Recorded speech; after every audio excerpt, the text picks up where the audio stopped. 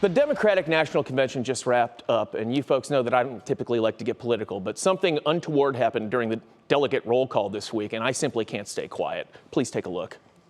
Great state of Illinois, the Prairie State, home of 4 presidents, including President Barack Obama. The birthplace of skyscrapers and the adopted home of Superman. What? You heard that right, folks. That's Illinois Governor J.B. Pritzker. He just tried to sideways claim Superman for the state of Illinois, even though we all know darn well that Superman's from Ohio. More specifically, Cleveland, Ohio, where 2 Glenville High School students, Jerry Siegel and Joe Schuster, created him in the 1930s, not 10 miles from this very station. He tried to qualify it, too. Did you catch that? He tried to qualify it by saying it was Superman's adopted home, but that doesn't fix the issue because in order for someone to be adopted, they have to be given up. And Cleveland never put Superman on the free agent market. He's ours. So where does this blasphemy arise from?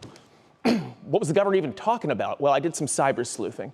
And as it turns out, there is a small town in Illinois called Metropolis, population 6,000. And it would appear that they had the audacity to decide that because their hamlet shares the name of that fictional city that Superman inhabits, his legacy therefore belongs to them. In fact, they even tried to make it street legal by codifying it. Back in June of 1972, the Illinois House of Representatives had the gall to sign an official decree declaring Metropolis, Illinois to be the official home of Superman, Balderdash.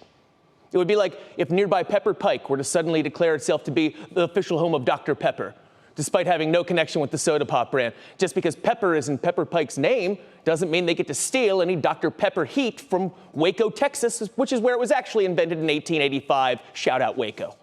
But maybe you think I'm being a little heavy-handed. After all, what's the harm in their allowing some weird little town to cosplay as Cleveland and pretend to be Superman's hometown? We should be flattered, right? Wrong. Here's why it matters. Because every June they host a festival known as the Superman Celebration, where roughly 20,000 Man of Steel fans descend upon their tiny town of lies.